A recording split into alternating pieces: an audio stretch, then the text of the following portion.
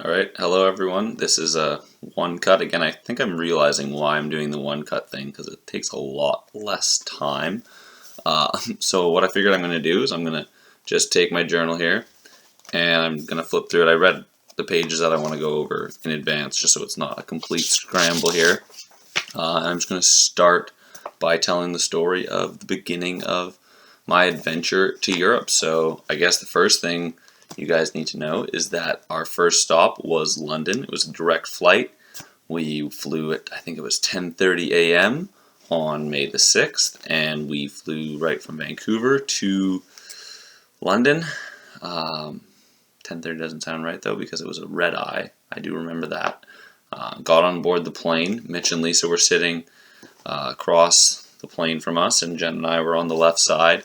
And Jen goes, "Don't fall asleep on me and be the worst guest or the worst travel buddy ever." And obviously, I think we reached altitude, and there I was sleeping. Didn't wake up until we landed in London. So I had a great 9 hours sleep. Unfortunately, everyone else was kind of like in and out of sleep, and when we landed, they were really groggy, and they didn't really like have their feet under us. I wasn't necessarily 100%, but I was definitely happy I got the sleep under my belt. And we got out of the airport, and we get into their, I guess, area where there's taxis, trains, and the infamous tube, the London tube. So originally, everyone's kind of pushing us over towards this Heathrow Express train, and we're like, all right, yeah, we can get to London in like 45 minutes. And we're like, oh, wait a minute, £18, that's $36 Canadian. Wait a minute, there has to be a cheaper option here. We got all day to get to London, or into the city at least. So that was kind of cool because I think right off the start, I'm not sure who it was, I think it was Mitch or Lisa, noticed that, there's got to be a different way to do this. The Heathrow Express can't be the tube, although the tube isn't necessarily that cheap. It was definitely cheaper than the Heathrow Express train. So we ended up talking to some people. Luckily, it was still an English-speaking country, which was something I would learn to appreciate. And we found the tube, got on the tube, the infamous London tube. I remember there was a bit of a line and a queue to get through, and we got up there and we're like, all right, we just want to get into like London, like we're trying to get to this station just across the Tham on the south side. Can you help us out? And they're like, yeah, take this, do that, do this. And basically we're like Google without Google. So that was really nice. And we got into London. And then we checked into the Horse and Stables Hostel, which was like a bar hostel. Not really what I was expecting. I was thinking more like hostels would be this like big home with lots of bedrooms. And I guess in the big cities, I soon realized that, especially like London, when you want to be right down there in the heart of London, it was actually a bar. And so they walked us through the bar, and the bar was the check-in place. So we talked to the bartender, Dean, who turns out to be like a saint. He helped us out a lot, but I'll get more on that later. And we walk up this staircase in the back of the bar, and it was like tiny. It was like, this big, like maybe meter wide. It was like, this is no way this would make code in Canada. Like walking up, we're all walking upstairs, and it just gets narrower and narrower. Get to a point where it's like, okay, 2 people come through, we'll open the door, and then we'll close the door, and we'll get out of the way, and then you guys can open the door. And we kept climbing up these stairs, and eventually we got to our bedroom, and I guess our hostel bedroom, and there was 10 beds in there, and set our stuff down, and we're ready to go enjoy London. So just gonna look here. I think my first thought of London, I guess I landed and I thought it was gonna be like this totally different place. I was like, going to the other side of the world, like it's gonna be just black and white. And I got off the trains and started walking around London, and I realized like the only difference between Vancouver and London is its size and the fact that people drive on the wrong side of the road. Everything else is the same. People complain about the housing price. It's cloudy. It doesn't there's no real sunshine that much. Very like overcasty weather. and people were all dressed really nicely. So I was like, well, okay, this is kind of like, it's clean, minus the river. The river is filthy and disgusting, but more on that later, I guess, too. So that was the first thought. It was like, it's really the same as everything else. And I think we went to bed that night, woke up, and day 2 was kind of the beginning of our adventure. So we woke up, we decided the girls wanted to go to the London Tower, and Mitch and I were like, no, don't really want to do that. So we were like, you know what, we're going to go rent bikes in London. They got this cool bike share program. We thought we'd take advantage of that. I think it took advantage of us more than we took advantage of it. So we walked the girls along the Thames River all the way down to the London Tower. And by the time we got there, it was, I think, just after lunch. And we said, all right, we're going to meet all the way, this is like London, I think we were like here in the map, and we're like, all right, we're gonna meet way up here. It doesn't look that far away. There's a nice panoramic view. We'll meet there for like a late lunch, early dinner picnic.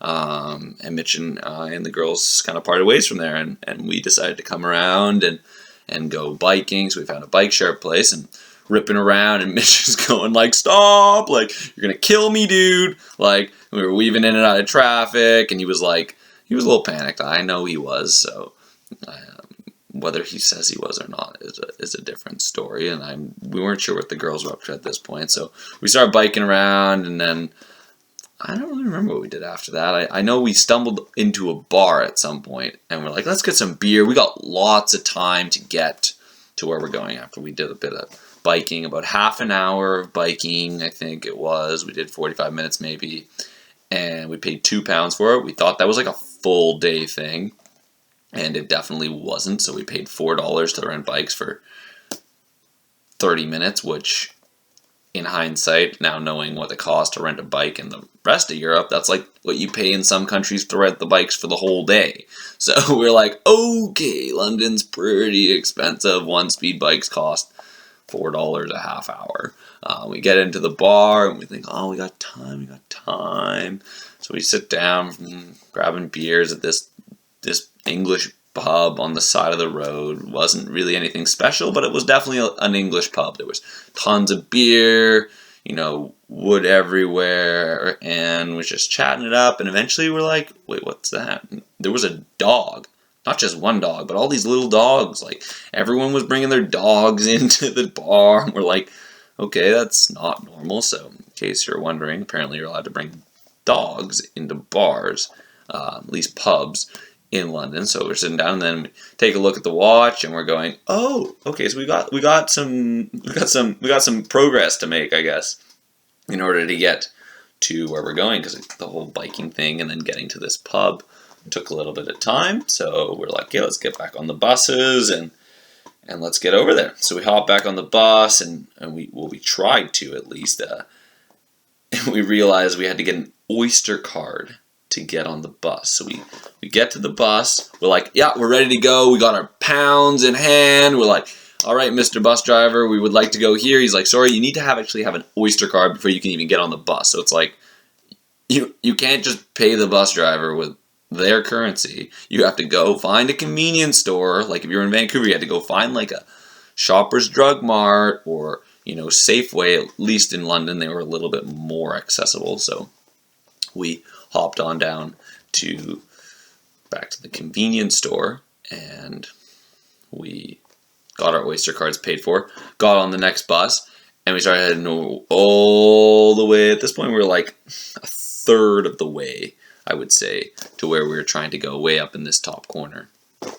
And get on the bus, and we're heading, and we're like, okay, this is our stop. We get off, and we're like, oh crap, like, we gotta hustle. We got like 10-20 minutes to get like all the way to the other side of this zoo park, which was like half the size of Stanley Park at least. And we're like, that's huge. It was like a couple kilometers at least, it felt like.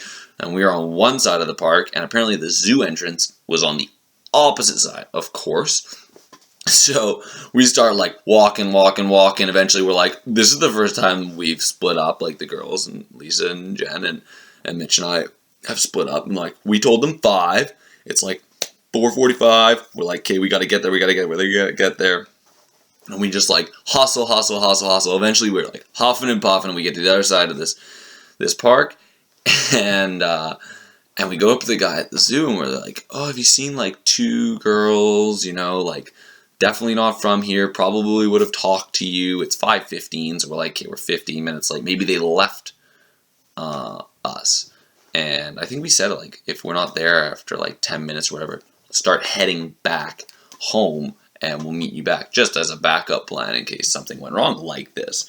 So Mitch and I are like, okay, we're exhausted, you know, we're 15 minutes late, and we're discussing this, and we're like, okay, maybe we should just wait a little bit longer. Like, I feel like they're gonna come. I had this like gut feeling that they were gonna come, and about 5-10 minutes later, after walking or waiting there for them, there the 2 girls are like giving it their all, running down the road like we were about 10-15 minutes earlier, and we're like, oh my goodness, what? You guys will not believe what we just went through. And obviously they were like, you will not believe what we just went through. So we go there, and they're like exhausted, and I was like, guys, come on, let's go check out this panoramic view. So we go check out this panoramic view, and it was super underwhelming.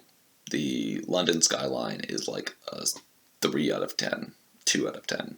I guess everything was built back like way in the day, so it's like, you know, only 10 stories high, which is not like small, but there was no like nice skyline like New York City or Toronto or Vancouver. So we did that, and we eventually were like, okay, now let's go back home. And the girls were like, oh, we're gonna take the tube, and we're like, we're gonna take the bus. So we split up yet again, and that was a little less adventurous because Mitch and I soon figured out there was actually one bus that took us basically right from where we were all the way back home. We just sat on the bus. It was perfect. It took like an hour and a bit, but it was like, you know, one bus, that's doable. So we got on the bus, we had our Oyster cards, and we just got back, and the girls went on the tube ride, and that was kind of like, I would say, the story of London. If I had to put it down, like London in a nutshell, because the next day, I think we walked around, we saw the Buckingham Palace, we saw Big Ben, we tried to get into St. Paul's Cathedral. I might be wrong there. And it was closed, so we just got to walk around and check it out, and then we crossed back over the pedestrian bridge, coming back from the north side, I believe, over to the south side where we were, and walked back to our hostel on the second day. So we just did like a nice, very touristy loop, I would call it, and that was what I remember of London. As far as my notes go, to be honest, I looked at my notes. They're not as good as some of the other cities for London, because it was the first place we went to. I personally didn't find it the most exotic place to be, but I also think that would change if you went there and you were more well-traveled, and you had some people that you knew in London that could show you around, because it is a massive city, like humongous. You think everything like we thought everything was just hop, jump, and a skip away, but it wasn't. So I guess that's numero uno video post done. I thought I was going to get through more, but I realized I've been talking here for about 14 minutes, so I don't really want to keep anyone on these long extended videos. Yeah, so I hope you guys enjoyed the first story of my adventure in London, and I hope these get better. If you didn't notice, this blue wall is still blue with nothing on it. That's because just got the photos the other day. Haven't had a chance to actually put the picture frames and everything together, so I hope you guys enjoy that. Those will definitely be on the wall by next week when I talk to you guys a little bit about what Edinburgh was like in Scotland. I personally really enjoyed Scotland, so till next time, signing off.